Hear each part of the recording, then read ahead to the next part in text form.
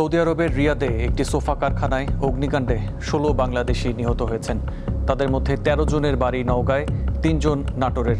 রবিবার স্থানীয় সময় দুপুর ২টার দিকে রিয়াদের শিফা থানাধীন মুসা সানাইয়া শিল্প এলাকায় এই দুর্ঘটনা ঘটে। রিয়াদে বাংলাদেশ দূতাবাসের বরাতে প্রবাসী কল্যাণ মন্ত্রণালয় জানিয়েছে, অগ্নিকাণ্ডে ঘটনাস্থলে ১৬ জন নিহত হওয়ার তথ্য দিয়েছে ফায়ার সার্ভিসের উদ্ধারকর্মীরা। আগুনে পুড়ে যাওয়ায় মৃতদেহগুলো শনাক্ত করা কঠিন হয়ে পড়েছে। নওগাঁ ১৩ জনের মধ্যে ১২ জনের বাড়ি আত্রাই উপজেলায়, ১ জন সদরের, আর নাটোরের ৩ জনের বাড়ি নলডাঙ্গা উপজেলায়। সৌদি আরবের রিয়াদে আগুনে নওগাঁর ১৩ জন নিহতের ঘটনায় তাদের বাড়িতে চলছে শোকের মাতম। এ বিষয়ে জানাতে যোগ দিচ্ছেন সহকর্মী আব্দুর রউফ। রউফ, নিহত ১৩ জনের পরিচয় সম্পর্কে আমাদের জানাবেন, আর তাদের মরদেহ দেশে আনার ব্যাপারে স্বজনরা কি বলছেন? আপনি যেমনটি বলছিলেন, গতকালকে প্রায় দুপুরের দিকে সৌদিতে যে মর্মান্তিক অগ্নি ঘটনা ঘটেছে, সেই অগ্নি ঘটনার যে নিহত ১৬ জনের মধ্যে ১৩ জনের বাড়ি হচ্ছে নওগাঁর আত্রাই উপজেলায়। আত্রাই উপজেলার বিভিন্ন ইউনিয়নে, বিশেষ করে আত্রাই উপজেলার কালিকাপুর ইউনিয়নের গন্ডগোহালি গ্রাম রয়েছে। সেখানে একই গ্রামের ৪ জন সৌদি প্রবাসী এবং এছাড়া আপনার পাঁচুপুর ইউনিয়ন রয়েছে। পাঁচুপুর ইউনিয়নের বিভিন্ন ২টি গ্রামের ২ জন, আর বিশিয়া ইউনিয়নের কয়েকটি গ্রামের ৬ জন, এছাড়া সাহাগুলা গ্রামেরও ১ জন রয়েছে। ওই স্থানীয়দের বরাত দিয়ে যেটা জানা গেছে, এবং স্থানীয় নিহত যে পরিবার রয়েছে, পরিবারের সূত্রে জানা গেছে যে যারা মারা গেছে তারা অবৈধভাবে সৌদিতে গিয়েছিল এবং যে কারখানায় তারা কাজ করত, তাদের বৈধ কোনো কাগজপত্র না থাকার কারণে সে কারখানার ভিতরেই তাদের একটি কক্ষে আটকে রাখা হতো।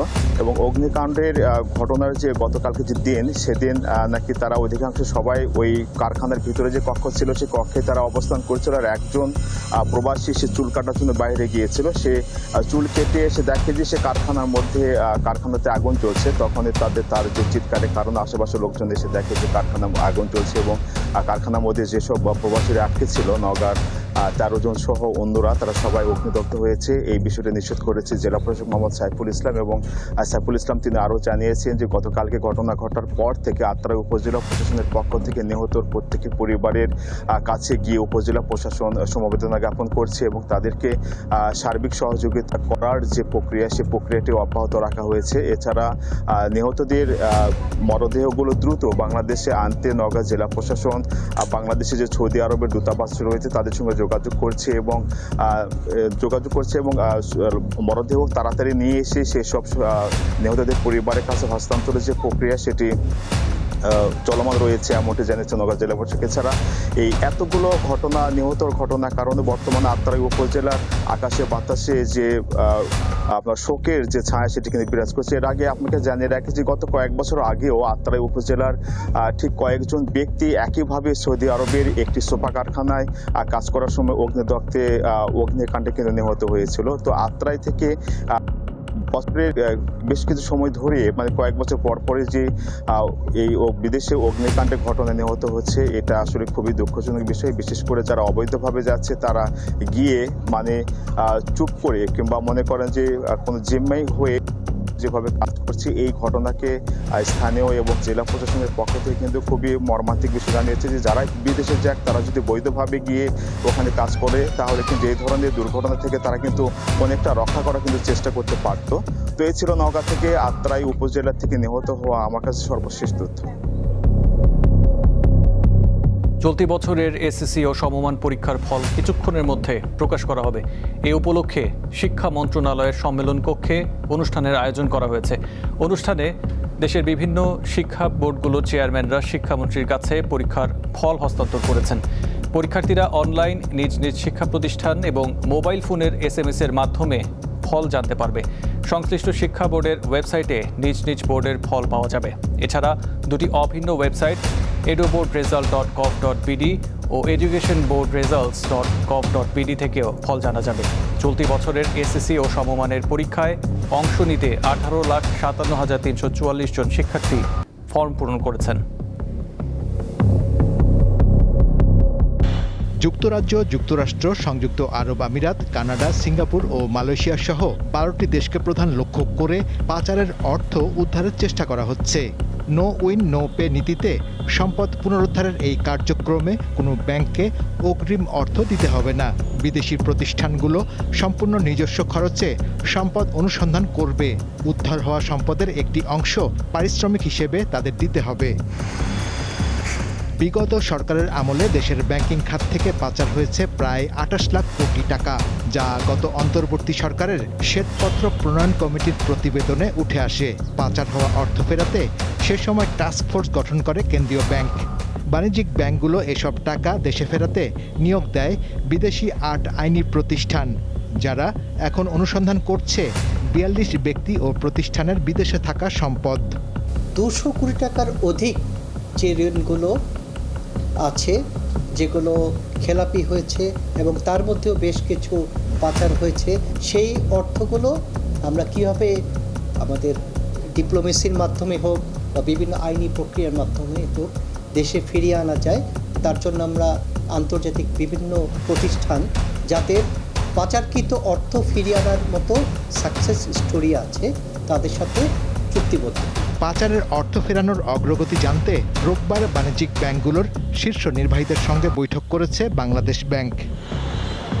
শাহরিয়ার ইমন, দীপ্ত সংবাদ, ঢাকা। ঝালকাঠি জেলা শহর থেকে প্রায় ১৫ কিলোমিটার দূরে ভীমরুলিতে ৩ দিক থেকে আসা খালের মোহনায় বসে ভাসমান এই পেয়ারার হাট। প্রতি বছর বর্ষা মৌসুমে এই অঞ্চলটির চেহারাই পাল্টে যায়। দেশি বিদেশি পর্যটকদের ভিড়ে মুখর থাকে পুরো এলাকা। প্রতিদিন সকাল ৭টা থেকে শুরু হয় বেচাকেনা, চলে বেলা ১২টা পর্যন্ত।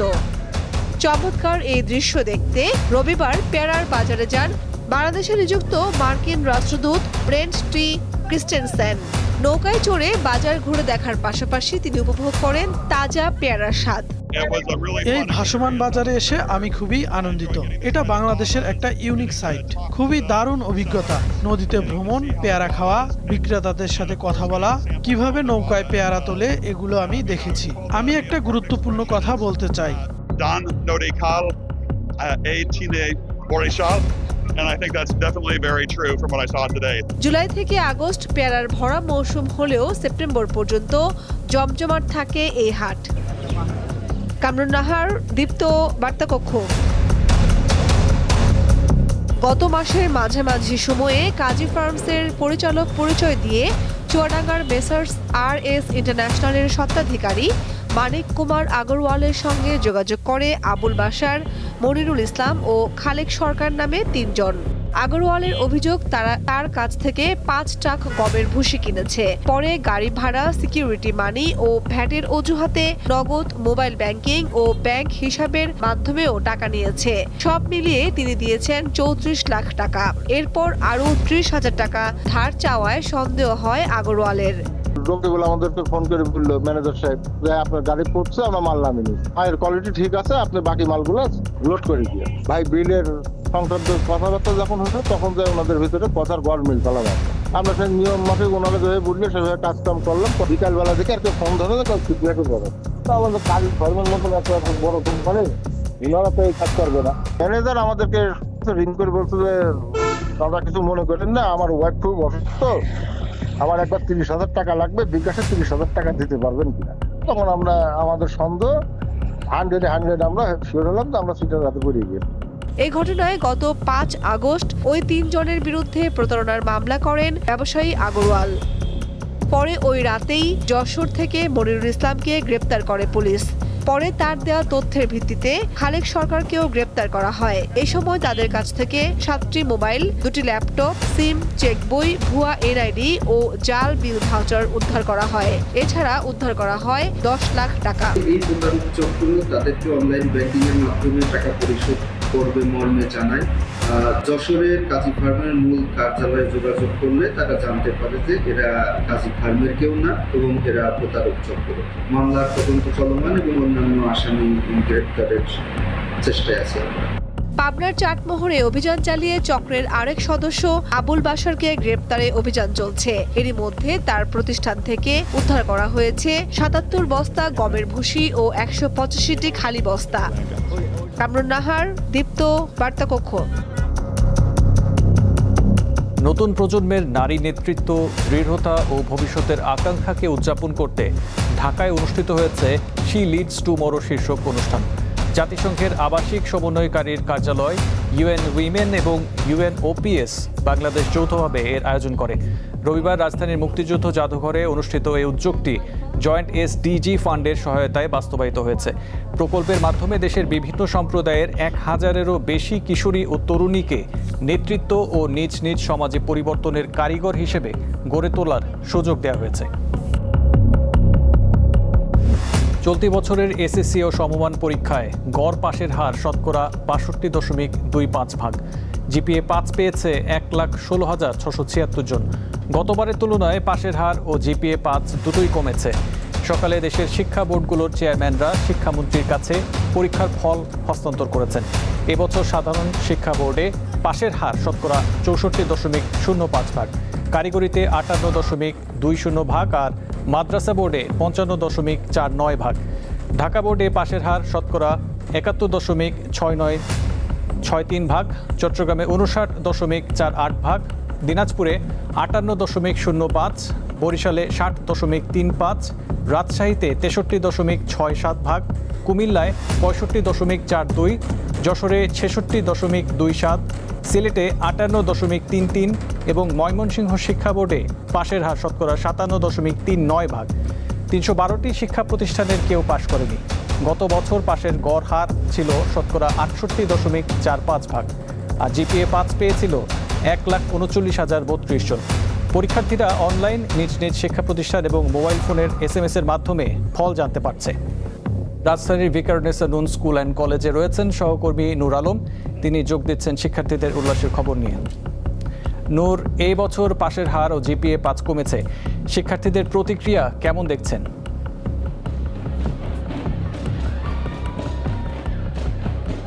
আসিফ, আমার পিছনে যে উৎসাহ উদ্দীপনার শিক্ষার্থী এবং অভিভাবকদের, এটা কিন্তু একদিনের ফল নয়, এটা কিন্তু দীর্ঘ 10টি বছরে যে অর্জিত বা কাঙ্ক্ষিত যে ফলাফল, সেই ফলাফলের বহিঃপ্রকাশ। তবে দেখতেই পাচ্ছেন যে আমি যেই শিক্ষা প্রতিষ্ঠানে রয়েছে, আপনি জানেন যে সকাল 10টায় একযোগে যেই 9টি সাধারণ শিক্ষা বোর্ড সহ যেই কারিগরি এবং মাদ্রাসা শিক্ষা বোর্ড মিলিয়ে মোট 11টি শিক্ষা বোর্ডের যে আনুষ্ঠানিক যে এসএসসি পরীক্ষার এবার 2026-এর যে ফলাফল, সেই ফলাফল কিন্তু সকল শিক্ষা বোর্ডের যে চেয়ারম্যানগণ রয়েছে সেটি কিন্তু শিক্ষামন্ত্রী আনম ইহসানুল হক মিলনের কাছে তিনি হস্তান্তর করে এবং তার পরপরই থেকে আমরা দেখেছি যে শিক্ষা মন্ত্রণালয়ের যে ওয়েবসাইট, সেই ওয়েবসাইটে যখন এই রেজাল্ট, তাদের যে পরীক্ষার ফলাফল পাবলিশ করা হয়, সেই ফলাফল প্রকাশিত হওয়ার পরেই দেখেছি আমরা যে তাদের যে শিক্ষা প্রতিষ্ঠানগুলো রয়েছে, সেই শিক্ষা প্রতিষ্ঠানের শিক্ষার্থী এবং অভিভাবকের যে পদচারণায় মুখর, এবং আমরা এখানে এসেছি দেখেছি যে আবেগে আপ্লুত হয়ে অনেকে কান্না জড়িত কণ্ঠে আসলে তাদের যে অভিভাবকরা আসলে বলছিলেন, সেই অভিভাবকের সেই তাদের যে উৎসাহ আছে এবং উদ্দীপনা, সেটা কিন্তু আমরা এখন সামনে দেখতে পাচ্ছি। ঢাক ঢোল বাজিয়ে তারা কিন্তু সেই উৎসাহ, তাদের যে ফলাফল, সেটা কিন্তু আসলে তারা প্রকাশ করছে। আমি তবে একটি বিষয় বলছেন, যেহেতু এবার গত বছরের যে এসএসসি পরীক্ষার সেই এসএসসি পরীক্ষার তুলনায় কিন্তু এবার যে পাশের হার বলেন বা শিক্ষা প্রতিটি বোর্ডেই কিন্তু কমেছে। এক্ষেত্রে আপনি যেটা বলছেন যে শূন্য পাশের হারও কিন্তু শিক্ষার্থী সঙ্গে দেখছে। আমরা এই মুহূর্তে যদি একটু একজন শিক্ষার্থী রয়েছে, শিক্ষার্থী অভিভাবকের সাথে কথা বলতে চাচ্ছিলাম। দীর্ঘ 10টি বছরের ফল পেয়েছেন আজকে, অভিভাবক হিসেবে আপনার অনুভূতির কথা যদি একটু জানতে চাচ্ছি। আপনার মেয়ে তিনি তো পাস করেছে, রেজাল্টটা সম্পর্কে জানতে চাচ্ছিল এবং আপনার অনুভূতিটা সম্পর্কে মেয়ে কি বলবো, মেয়ে তো এটাই এখন কি বলবো বলেন, খুশি তো অবশ্যই লাগতেছে যে মেয়ের এত ভালো রেজাল্ট হয়েছে, কারণ এইবার তো অনেক টেনশনে ছিলাম। সর্বশেষ কথা হলো এবার প্রশ্ন, তারপর সব কিছু মিলে এখন আমাদের বাচ্চাগুলো যদি আরও আগে থেকে একটা প্রিপারেশন থাকতো যে ওরা এভাবে প্রশ্ন আসবে, এইভাবে পরীক্ষা হবে, তাহলে আরেকটু ভালো ছিল। তারপর অল্প সময়ের মধ্যে এত ভালো রেজাল্ট করবে, এটা তো মানে কল্পনীয় না, বুঝছেন? এইটাই আর কি। এটার জন্য আল্লাহর কাছে হাজার হাজার শুকরিয়া। মেয়েও কষ্ট করছে, আমরাও কষ্ট করছি, টিচারও অনেক কষ্ট করছে। শুনছিলেন যে একজন অভিভাবক তার যে মেয়ের যে কাঙ্ক্ষিত ফলাফল এবং সেই ফলাফল তারা যে উৎসাহ উদ্দীপনা আমরা দেখছি। তবে দেখেছি এবার যেহেতু পাশের হার সব শিক্ষা বোর্ডের ফল, সেই ক্ষেত্রে সেক্ষেত্রে যারা এখানে শিক্ষার্থীরা যাদের সাথে কথা বলি তারা বলছেন পরীক্ষা চলাকালীন সময় যে তাদের যে আন্দোলন, পাশাপাশি হচ্ছে যে পরীক্ষার যে প্রশ্নপত্র নানা অসঙ্গতির কারণে তারা এই পাশের হারে কমের যে বিষয়টা সেটা কিন্তু তারা সামনে এসে আসিফ, এই ছিল আমার কাছ থেকে আজকে যে সকালে 2026 সালে যে এসএসসি পরীক্ষার ফল প্রকাশ, সেই ফল প্রকাশকে কেন্দ্র করে যে স্কুল কলেজগুলোতে যে উৎসব উদ্দীপনার শিক্ষার্থীদের তার সর্বশেষ। আসিফ। চট্টগ্রাম বোর্ডে এসএসসি পরীক্ষায় পাশের শতকরা হার 59.48%, জিপিএ 5 পেয়েছে 9,398 জন। এ বিষয়ে জানাতে যোগ দিচ্ছেন সহকর্মী রুনা আনসারি। রুনা, ফল ঘোষণার পর শিক্ষার্থী, শিক্ষক ও অভিভাবকদের প্রতিক্রিয়া কেমন দেখছেন? আসিফ, আমরা একটি কথা প্রথমে বলে রাখি, এবারের যে শিক্ষা বোর্ডের পাশের হার সেটি গত 4 বছরের তুলনায় কমেছে। আমরা যদি বলি সেটি হচ্ছে চট্টগ্রাম শিক্ষা বোর্ডের শহরের যে স্কুলগুলো রয়েছে সেখানে পাশের হার মোটামুটি ভালো থাকলেও উপজেলা এবং 3 পার্বত্য জেলায় পাশের হার অনেক কমেছে, যার কারণেই কিন্তু পাশের হারটি এবার কমেছে সেটি বলছেন শিক্ষা বোর্ড কর্তৃপক্ষ।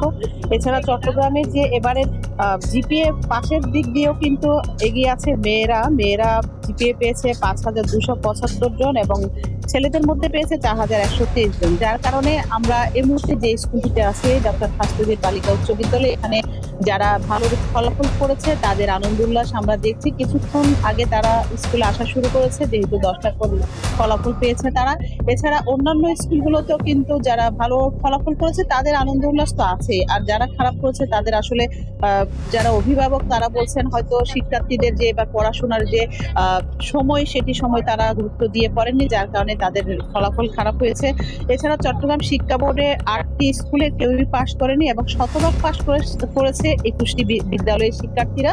এছাড়া চট্টগ্রামের শিক্ষা বোর্ডে এবার শতভাগ পাশ জিপিএ এবং গোল্ডেন জিপিএ এর ক্ষেত্রে Chattogram Ispahani public school and college তারা প্রথমে রয়েছে। প্রতিবার ডক্টর খাস্তগীর স্কুল দ্বিতীয় থাকে বা প্রথম থাকে এবং কলেজিয়েট স্কুল প্রথম থাকে বা দ্বিতীয় থাকে, এবার কিন্তু তাদেরকে পিছিয়েই Ispahani public school and college প্রথমে চলে এসেছে। আমরা যারা শিক্ষার্থী তাদের সাথে আসলে কথা বলেছি, যারা ভালো ফলাফল করেছে তারা বলেছে তারা সময় নিয়ম মেনে তারা পড়েছেন এবং তারা সিলেবাসের বাইরেও কিন্তু তারা পুরো বইটিকে তারা পড়ার চেষ্টা করছেন, পুরো বইকে তারা কাজ করার চেষ্টা করছেন, যার ফলে তাদের আজকে ফলাফল ভালো হয়েছে। এবং যে শতভাগ পাশের স্কুলগুলো সেগুলো তারা সবসময় স্কুলের যদি কোনো কারণে বন্ধ থাকে বা কোনো আবহাওয়ার কারণে যদি বন্ধ থাকে তারপরে তাদের শিক্ষার্থীদেরকে তারা অতিরিক্ত সময় নিয়ে পাঠদান করে তারা ফলাফল ভালোর জন্য তাদেরকে প্রস্তুত করেছেন, যার কারণে ফলাফল ভালো হয়েছে। 8টি যে বিদ্যালয় শতভাগ একজনই পাশ করেনি সেই বিদ্যালয়গুলোর ব্যাপারেও কিন্তু যারা শিক্ষা বোর্ড আছেন শিক্ষা বোর্ড তারা বলেছেন তাদের প্রেস ব্রিফিং এ তাদের বিষয়ে তারা ব্যবস্থা নেবেন পরবর্তীতে। এবং অন্যান্য যে বিদ্যালয়গুলোতে আসলে জিপিএ পিছিয়েছে বা পাশের হার পিছিয়েছে সেক্ষেত্রে আমরা শিক্ষার্থীদের পাশাপাশি এখানে শিক্ষকদের সাথে কথা বলেছি, তারা বলছেন যেহেতু বিভিন্ন কারণে বৈশ্বিক কারণ বিভিন্ন কারণে কিন্তু শিক্ষার্থীদের মধ্যে একটি আগে ছিল একটা শঙ্কা ছিল পরীক্ষা আসলে কবে হবে বা পরীক্ষা দেরি হবে কিনা বা আগে হবে কিনা বা কি সিলেবাসে পরীক্ষা হচ্ছে, সব মিলিয়ে যে শিক্ষার্থীরা আসলে পিছুটানো ছিল বা দোকানা ছিল তারা কিন্তু কিছুটা তাদের ফলাফল পিছিয়েছে। নতুবা অন্য যারা রেগুলার স্কুল করেছেন বা রেগুলার যারা পড়াশোনা করতেছিলেন, যারা নিজের পড়াশোনা বাদে অন্য কোনো কিছু তারা মাথা আনেনি এই সমস্যাগুলো, তারাই কিন্তু ফলাফল ভালো করেছে। সব মিলিয়ে চট্টগ্রাম শিক্ষা বোর্ডে গত 4 বছরের তুলনায় এবার ফলাফল যেহেতু একটু পিছিয়েছে জিপিএর ক্ষেত্রে এবং পাশের ক্ষেত্রে, সেক্ষেত্রে কিন্তু শিক্ষা বোর্ড থেকে তারা পরবর্তী সব বিষয়গুলো তারা দিক নির্দেশনামূলক কোনো তাদের যে সুপারিশ বা তাদের যে কর্ম কি করবে সেটি তারা দেখবেন, আমাদেরকে এটি জানিয়েছেন। আসিফ। দিনাজপুর শিক্ষা বোর্ডে এবছর পাশের হার শতকরা 58.05%, জিপিএ 5 পেয়েছে 13,639 জন। এ বিষয়ে আরো তথ্য নিয়ে যুক্ত হচ্ছেন সহকর্মী সুলতান মাহমুদ। সুলতান, এবারের এসএসসি পরীক্ষার ফল নিয়ে শিক্ষার্থী ও অভিভাবকরা কতটা সন্তুষ্ট? আসিফ, আপনি জানেন আজকে সারা দেশের ন্যায় সকাল 10টায় দিনাজপুর শিক্ষা বোর্ডের অধীনে সারা দেশের ন্যায় যে পরীক্ষা এসএসসি পরীক্ষার রেজাল্ট প্রকাশিত হয়েছে। এই বছর গত বছরের তুলনায় কিন্তু এই বছর ফল অনেকটাই বিপর্যস্ত হয়েছে। দিনাজপুর শিক্ষা বোর্ডের যিনি পরীক্ষা নিয়ন্ত্রক প্রফেসর বোরহান উদ্দিনের সাথে আমার কথা হয়েছে। তিনি বলেছেন যে এবছর গণিত এবং ইংরেজি বিষয়ে কিন্তু অনেক শিক্ষার্থী কিন্তু ফেল করেছে, অর্থাৎ দিনাজপুর শিক্ষা বোর্ডের অধীনে গণিতে প্রায় 20,000 শিক্ষার্থী কিন্তু ফেল করেছে এবং ইংরেজিতে প্রায় 15,000 শিক্ষার্থী ফেল করেছে। আসলে ফল বিপর্যয়ের কারণ হচ্ছে এখানকার যে এবছর যে শিক্ষার্থীরা বলেছে যে এবছর তাদের যে পরীক্ষার একটু ধরনটা একটু বুঝতে না পারা, গণিতের যে বিভিন্ন রকমের যে ক্যাটাগরি ছিল সেটা কিন্তু তারা বুঝতে না পেরেছে এবং ইংরেজিতেও কিন্তু তাদের অনেকটা বিপর্যয় হওয়ার কারণ হচ্ছে যে তারা বলছে যে এবছর যে তাদের যে পরীক্ষার ফলের যে পরীক্ষার প্রশ্নপত্র তারা অনেকটা কিন্তু বুঝতে ভুল করার কারণে কিন্তু তারা এবার ইংরেজি এবং গণিতে কিন্তু ফল বিপর্যস্ত হয়েছে এবং অভিভাবকরা বলেছে যে আসলে শিক্ষার্থীদেরকে যেভাবে পড়াশোনার যে চাপ সৃষ্টি করা হচ্ছে আসলে দিন দিন সেটি কিন্তু আসলে বেড়েই চলেছে, যার কারণে অনেক শিক্ষার্থী পড়াশোনার প্রতি যে তাদের যে একটা আগ্রহ সেটা কিন্তু আসলে বেশি চাপ দেওয়ার কারণে অন্যদিকে ডাইভার্ট হয়ে যাচ্ছে, এমনটাই কিন্তু অনেক অভিভাবক তারা মনে করছেন। আপনাকে আর একটা জিনিস জানিয়ে রাখি যে দিনাজপুরের যে শিক্ষা বোর্ডে এবার শিক্ষা ছেলেদের তুলনায় মেয়েরা কিন্তু জিপিএ 5 এবং পাশের হারও কিন্তু মেয়েদের অনেক বেশি। এবছর দিনাজপুরের যেহেতু মেয়েদের পাশের হার কিন্তু 63.01% এবং ছেলেদের পাশের হার 53.05%, যার কারণে আসলে এখানে ছেলে শিক্ষার্থীর সংখ্যা কিন্তু ঝরেও পড়েছে, অর্থাৎ ছেলে শিক্ষার্থীর সংখ্যা কিন্তু অনেক বেশি ফেল করেছে এবং সেই ক্ষেত্রেও কিন্তু মেয়ে শিক্ষার্থীরা তাদের সারাদিন ঘরমুখী থাকার কারণে এবং তারা বইয়ের সাথে বেশি সংযুক্ত করার কারণে কিন্তু অনেক মেয়ে শিক্ষার্থী কিন্তু বেশি পাশ করেছে, এমনটাই কিন্তু দাবি করছে। আসিফ।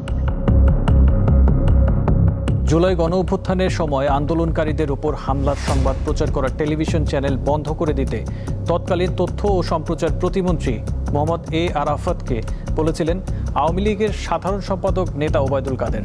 এই সংক্রান্ত ফোন আলাপের একটি রেকর্ড আজ আন্তর্জাতিক অপরাধ ট্রাইব্যুনালে দাখিল করেছে প্রসিকিউশন। আন্তর্জাতিক অপরাধ ট্রাইব্যুনাল 2-এর চেয়ারম্যান বিচারপতি নজরুল ইসলাম চৌধুরীর নেতৃত্বাধীন 3 সদস্যের আদালতে ওবায়দুল কাদের সহ 7 জনের বিরুদ্ধে মানবতা বিরোধী অপরাধের মামলার যুক্তিতর্ক উপস্থাপন চলছে।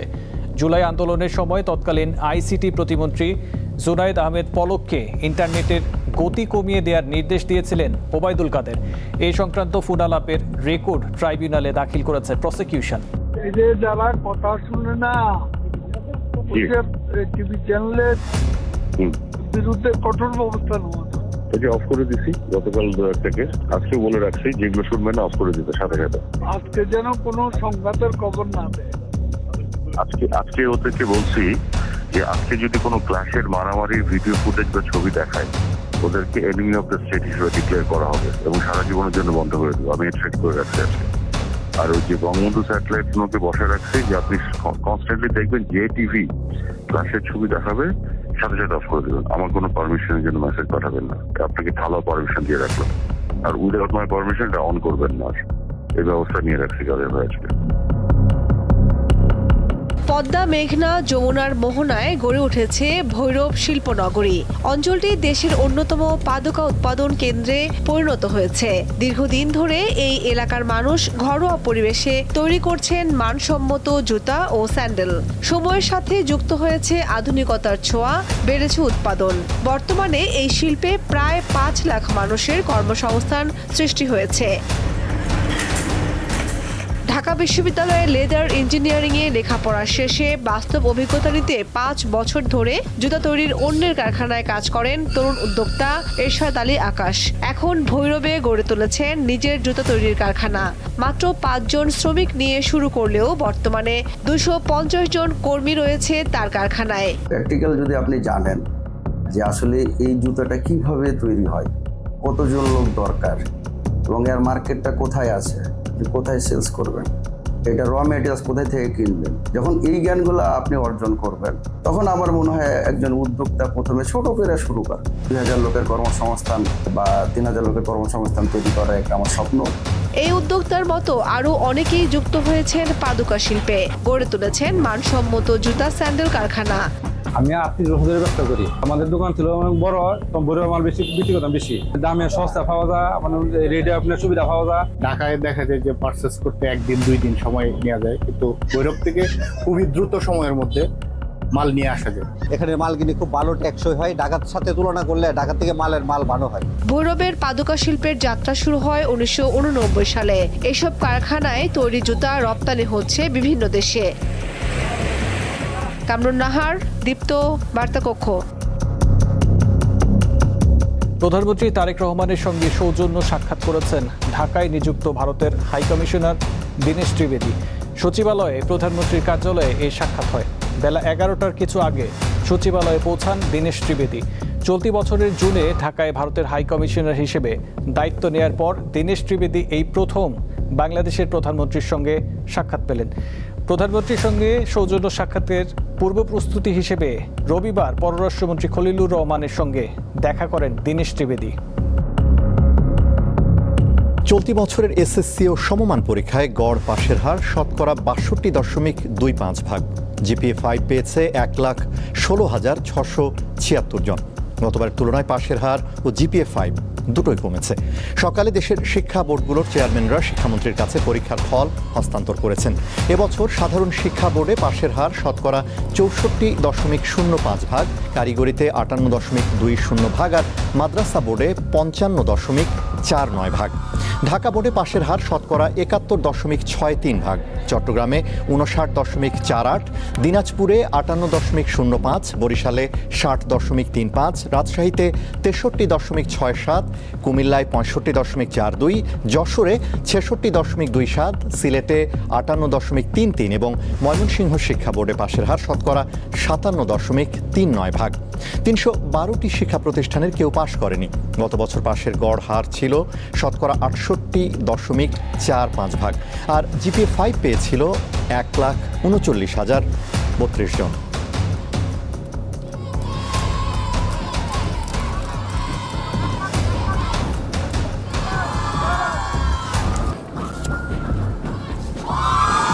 এটা আমাদের ফার্স্ট বোর্ড এক্সাম ছিল, তো ওই অনুযায়ী পাশের হার আর কি কম। নেক্সট টাইম ইনশাআল্লাহ আরো ভালো হবে। ফ্রেন্ডসরা সবাই ভালো পাইছে আর অনেক কষ্ট করার পর এইসব হয়েছে, তাই ভালো লাগছে অনেক। রেজাল্ট আলহামদুলিল্লাহ ভালো হয়েছে, আশানুরূপ হয়েছে। আমরা যে ভালো রেজাল্ট করতে পারছি এটা হচ্ছে স্যাটিসফাই। সব কষ্ট ভুলে গেছি আলহামদুলিল্লাহ, অনেক শুকরিয়া। বাচ্চাদের কষ্ট, আমাদের কষ্ট, টিচারদের কষ্ট সব সার্থক। অনুভূতি বোঝানোর মতো নয়, এটা মায়ের অনুভূতি। আগুনের ভয়াবহতা এতটাই যে মরদেহগুলো অঙ্গার হয়ে যায়। সৌদি আরবের রিয়াদের মানফুয়া এলাকায় একটি সোফা তৈরির কারখানায় অগ্নিকাণ্ডে মর্মান্তিক মৃত্যু হয় অন্তত 16 বাংলাদেশির। তাদের সকলের পরিচয় প্রকাশ করেছে প্রবাসী কল্যাণ ও বৈদেশিক কর্মসংস্থান মন্ত্রণালয়। এর মধ্যে নওগাঁয় হতভাগ্যের সংখ্যা সবচেয়ে বেশি। তারা হলেন রুবেল প্রামাণিক, কলিমুদ্দিন, মোহন, সুমন, মজিদুল, আব্দুল জলিল, ফরিদ শেখ, সাগর, শুভ, সুমন, মিনহাজুল ইসলাম, হৃদয় হোসেন ও শাহিন হোসেন। প্রিয়জন হারিয়ে এখন দিশেহারা পরিবারগুলো। যে ছিল সে তো চলে গেছে, এখন দুটা বাচ্চা আছে, শাশুড়ি আছে, নিজে এগুলো দিয়ে এখন সংসার চালানোর জন্য এখন যেভাবে করার দরকার আপনারা সেইভাবে করেন। স্বজন হারানোর শোকে প্রতিটি বাড়িতে চলছে আহাজারি। দ্রুত মরদেহ দেশে ফিরিয়ে আনা এবং পরিবারগুলোর আর্থিক সহায়তার দাবি জানিয়েছেন স্বজনরা। সরকারের কাছে এইটুকু আবেদন, যেটা আমাদের যে আমার ভাই ঋণ নিয়েছিল, ঋণের ওটা একবারে যেন মওকুফ করানো হয়। 16 জন মারা গেছে, এর মধ্যে 13 জন হচ্ছে আমাদের ব্যবসায়ী, 18 জন একজন ব্যবসায়ী। নিয়ে আসার জন্য দূতাবাসে যোগাযোগ করছি, আমরা ইতিমধ্যে রাত্রে থেকে যোগাযোগ করছি। এ ঘটনায় নাটোরের নলডাঙ্গা উপজেলার শামীম এবং সাব্বিরও নিহত হয়েছেন। বাংলাদেশ সরকারের কাছে অনুরোধ, তারা যেন সরকারি খরচে, সম্পূর্ণ সরকারি খরচে এই লাশগুলো অতি দ্রুত বাংলাদেশে আনার ব্যবস্থা করে। ইতিমধ্যে আমি প্রবাসী কল্যাণ মন্ত্রণালয়ের সাথে তাদের নিহতদের লাশ দেশে কত দ্রুত আনা যায় সেই ব্যাপারে কথা বলেছি। আমরা যোগাযোগ রাখছি, একই সাথে তাদের ক্ষতিপূরণ দানের বিষয়টিও আমি ঊর্ধ্বতন কর্তৃপক্ষকে। এছাড়া রাজশাহীর বাগমেরা উপজেলার শ্যামল নামের অপর একজন নিহত হয়েছেন বলে জানা গেছে। কাউসার আহমেদ, দীপ্ত, বার্তা কক্ষ। চট্টগ্রামের মিরসরাইয়ে আবাসিক হোটেল থেকে এক পুলিশ সদস্যের ঝুলন্ত মরদেহ উদ্ধার করা হয়েছে। এ সময় গুরুতর আহত অবস্থায় উদ্ধার করা হয়েছে পুলিশ সদস্যের স্ত্রী ও তার 10 মাস বয়সী সন্তানকে। দুপুরে মিরসরাই উপজেলার বড় তাকিয়া এলাকার একটি হোটেল থেকে আমিনুল ইসলামের মরদেহ উদ্ধার করে পুলিশ। নিহত আমিনুল রাঙামাটির পুলিশ লাইন্সে উপপরিদর্শক হিসেবে কর্মরত ছিলেন। স্থানীয়রা জানান, আমিনুল ইসলামের সঙ্গে তার স্ত্রীর দীর্ঘদিন ধরে পারিবারিক বিরোধ চলছিল। গতকাল দুপুরে সন্তানের জন্ম নিবন্ধন তৈরির কথা বলে স্ত্রী তাহমিনা আক্তার ও 10 মাস বয়সী মেয়ে ফাতেমা আক্তারকে নিয়ে বাড়ি থেকে বের হন আমিনুল। আজ আবাসিক হোটেলের একটি কক্ষ থেকে আমিনুলের ঝুলন্ত মরদেহ উদ্ধার করা হয়। একই কক্ষে তার স্ত্রী তাহমিনা আক্তার ও শিশু ফাতেমা আক্তারকে রক্তাক্ত অবস্থায় পাওয়া যায়। 3 মাস 10 দিনের নিষেধাজ্ঞা শেষে কাপ্তাই হ্রদে আবারও মাছ শিকার, বাজারজাতকরণ ও পরিবহন উন্মুক্ত হচ্ছে। আজ মধ্যরাত থেকে হ্রদে নামতে পারবেন জেলেরা। তবে মাছ শিকার ও বাজারজাতকরণের ক্ষেত্রে জেলা প্রশাসনের নির্ধারিত শর্ত কঠোরভাবে অনুসরণ করতে হবে। এসব শর্ত লঙ্ঘন করলে তা আইনত দণ্ডনীয় অপরাধ হিসেবে গণ্য হবে এবং সংশ্লিষ্টদের বিরুদ্ধে আইনানুগ ব্যবস্থা নেওয়া হবে বলে জানিয়েছে জেলা প্রশাসন। নিষেধাজ্ঞা প্রত্যাহারকে ঘিরে রাঙামাটির বিএফডিসি ঘাট থেকে শুরু করে বিভিন্ন জেলেপাড়ায় চলছে ব্যাপক প্রস্তুতি। কেউ জাল মেরামত করছেন, কেউ নৌকা ও ইঞ্জিন চালিত বোট প্রস্তুত করছেন। পাশাপাশি মাছ সংরক্ষণের জন্য বরফ, ড্রাম সহ প্রয়োজনীয় সরঞ্জামও প্রস্তুত করা হচ্ছে। হবিগঞ্জের নবীগঞ্জে যাত্রীবাহী বাস ও পিকআপ ভ্যানের মুখোমুখি সংঘর্ষে 3 জন নিহত হয়েছেন। এ ঘটনায় গুরুতর আহত হয়েছেন পিকআপ ভ্যানের চালক সহ 2 জন। পুলিশ জানিয়েছে, সকালে কয়েকজন সবজি ব্যবসায়ী ও কর্মচারী পিকআপ ভ্যানে বাহুবল উপজেলার দিগাম্বর বাজারে কাঁচামাল আনতে যাচ্ছিলেন। পথে রকুনপুর এলাকায় পৌঁছলে বিপরীত দিক থেকে আসা লাকি পরিবহনের একটি যাত্রীবাহী বাসের সঙ্গে পিকআপ ভ্যানের মুখোমুখি সংঘর্ষ হয়। এতে ঘটনাস্থলে মসুদ আহমদ নামের একজনের মৃত্যু হয়। গুরুতর আহত অবস্থায় 4 জনকে হাসপাতালে নিলে চিকিৎসাধীন অবস্থায় দুপুরে আবুল কাশেম ও ময়না মিয়ার মৃত্যু হয়। প্রধানমন্ত্রী তারেক রহমানের সঙ্গে সৌজন্য সাক্ষাৎ করেছেন ভারতের হাইকমিশনার দীনেশ ত্রিবেদী। পরে বৈঠকের বিষয়ে ব্রিফিংয়ে পররাষ্ট্রমন্ত্রী জানান, ভারতের কাছে শেখ হাসিনার দ্রুত প্রত্যর্পণ আশা করে বাংলাদেশ। এছাড়া ওসমান হাদি হত্যাকাণ্ডে জড়িতদের ফেরত দেওয়ার বিষয়েও ভারতের প্রতি অনুরোধ পুনর্ব্যক্ত করা হয়েছে বলে জানান খলিলুর রহমান। ঢাকায় দায়িত্ব নেওয়ার পর সোমবার প্রথমবারের মতো প্রধানমন্ত্রী তারেক রহমানের সঙ্গে সৌজন্য সাক্ষাৎ করেন ভারতের হাইকমিশনার দীনেশ ত্রিবেদী। আলোচনায় গুরুত্ব পায় দুই দেশের সম্পর্কের নানান দিক। পরে ব্রিফিংয়ে পররাষ্ট্রমন্ত্রী জানান, রাষ্ট্রের মৌলিক যেসব স্তম্ভ রয়েছে সেগুলো অবমাননা করার মতো কোনো কিছু আর করবে না ভারত সরকার, এটাই তাদের কাছে প্রত্যাশা। 5 তারিখে হাসিনা যে কাজটি করেছে সেটা হচ্ছে বাংলাদেশের জুডিশিয়ারি রাষ্ট্রের একটি স্তম্ভ, তার প্রতি বৃন্দাঙ্গুষ্ঠে দিক, এবং সেই কাজটি ভারত সরকার করতে দিয়েছে। এবং আমরা আশা করব আমাদের সেই বিষয়টি ভারত সরকার অনুধাবন করবেন। তাদের সঙ্গে আমার যা কথা হয়েছে তাতে আমি কিছুটা আশ্বস্ত। এছাড়া শেখ হাসিনার দ্রুত প্রত্যর্পণ এবং হাদির হত্যাকাণ্ডে জড়িতদের বাংলাদেশের কাছে ফিরিয়ে দেওয়ার অনুরোধ জানানো হয় বৈঠকে। শেখ হাসিনার বাংলাদেশে প্রত্যর্পণ করার বিষয়টি উঠে এসছে এবং আমরা তাদেরকে বলেছি এই প্রত্যর্পণ প্রসেস ত্বরান্বিত হচ্ছে। আমরা আশা করি ভারত এই ব্যাপারে পজিটিভ হিসাব। এছাড়া শহীদ হাদির সাসপেক্টেড হত্যাকারীরা আপনারা জানেন ধরা পড়েছে। আমরা ভারত যে সমস্ত কাগজপত্র চেয়েছিল সব কিছু তাদের দিয়েছি। এই বিষয়টা এসছে আমাদের জন্য, এটা অত্যন্ত একটা সেন্সিটিভ বিষয় এবং আমরা বলেছি এই হত্যাকারীদেরকে যত দ্রুত সম্ভব আমাদের কাছে প্রত্যর্পণ করা। ভারতের দিল্লিতে আগামী সেপ্টেম্বরে হতে যাওয়া ব্রিক্স সম্মেলনে প্রধানমন্ত্রী তারেক রহমান যোগ দিচ্ছেন কিনা এমন প্রশ্নের উত্তরে পররাষ্ট্রমন্ত্রী জানান, ওই বিষয়ে এখনো সিদ্ধান্ত হয়নি। আমরা এখনো এই বিষয়ে কোনো সিদ্ধান্ত নেই। শিউলি শবনম, দীপ্ত সংবাদ, ঢাকা।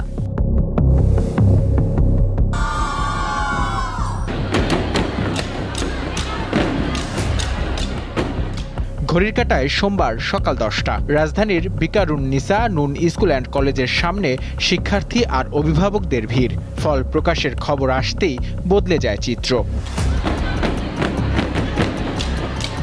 কারো মুখে হাসি, কারো চোখে আনন্দ অশ্রু। প্রত্যাশিত ফল হাতে পেয়ে সহপাঠীদের জড়িয়ে ধরে প্রকাশ করেন সাফল্যের অনুভূতি। কেউ কেউ ছুটে যান প্রিয় শিক্ষক আর বাবা মায়ের কাছে। এটা আমাদের ফার্স্ট বোর্ড এক্সাম ছিল, তো ওই অনুযায়ী পাশের হার আর কি কম। নেক্সট টাইম ইনশাআল্লাহ আরো ভালো হবে। আমার মনে হয় আমি যেটা ডিজার্ভ করতাম আমার আল্লাহ সেটা আমাকে দিয়েছে। আমরা নিজের বেস্ট ট্রাইটা দিয়ে আমরা যে ভালো রেজাল্ট করতে পারছি এটা হচ্ছে স্যাটিসফাই হচ্ছে। আমরা একটু দুষ্ট প্রকৃতি, আমরা যদি তাদের মতো সারাদিন পড়াশোনা করতাম তার থেকে মিনিমাম 10% এগিয়ে থাকতাম। মেয়েদের আগে থাকার কারণ যথারীতি হ্যান্ডরাইটিং আর ওদের মুখস্থবিদ্যা। আমাদের ক্রিয়েটিভিটি বেশি কিন্তু ওদের মুখস্থবিদ্যা বেশি। কাসিনার সময় যেমন পাশের আর এত অতিরিক্ত হয়নি, এখন একটা লিমিটে আসছে। এ সময় সন্তানদের সাফল্যে আবেগে আপ্লুত হয়ে পড়েন অনেক অভিভাবক। অনেক চিন্তিত ছিলাম, অনেক কষ্ট ছিল, মানে কি হবে এটা নিয়ে বেশি চিন্তিত ছিলাম। কিছু মিলে আলহামদুলিল্লাহ আল্লাহর কাছে লাখ লাখ শুকরিয়া। অনুভূতি বোঝানোর মতো না, এটা মায়ের অনুভূতি। 10 বছরের চেষ্টার ফলেই আজকে একটা রেজাল্ট পেলাম, তো অবশ্যই এটা ভালো লাগছে। এবছর এসএসসি ও সমমান পরীক্ষায় গড় পাশের হার শতকরা 62.25%, যা গত বছরের চেয়ে 6.2% কম। এবার জিপিএ 5 প্রাপ্ত শিক্ষার্থীর সংখ্যা 1,16,676, গতবারের চেয়ে 22,356 কম। পাস করেছে 2723%, 98.02%। ওদের কিন্তু একটা চাপ গেছে, এই ব্যাচটা একটু ফেস করেছে। আলটিমেটলি এক ধরনের কারিকুলামের থেকে অন্য ধরনের কারিকুলামে যে আবার পরীক্ষা অংশগ্রহণ। 2026 সালে এসএসসি ও সমমান পরীক্ষায় অংশ নিয়েছিল 18,29,485 জন। এর মধ্যে পাশ করেছে 11,38,877 জন। সকালে এসএসসি ও সমমান পরীক্ষার ফলাফলের বিভিন্ন দিক নিয়ে সচিবালয়ে কথা বলেন শিক্ষামন্ত্রী। মন খুলে গান গাওয়া যায়, মন খুলে নাম্বার দেওয়া যায় না। প্রত্যেকটি শিক্ষার্থী তার খাতা পুনঃপরীক্ষা করার সুযোগ দেওয়া হয়েছে। ঢাকা বোর্ডে পাশের হার দাঁড়িয়েছে শতকরা 71.63%, চট্টগ্রাম 59.48, দিনাজপুর 58.05, বরিশাল 60.35, রাজশাহী 63.67, কুমিল্লা 65.42, যশোর 66.27, সিলেট 58.33 এবং ময়মনসিংহ শিক্ষা বোর্ডে পাশের হার শতকরা 57.39%। সারা দেশে 312টি শিক্ষা প্রতিষ্ঠানের কোনো পরীক্ষার্থী পাশ করেনি।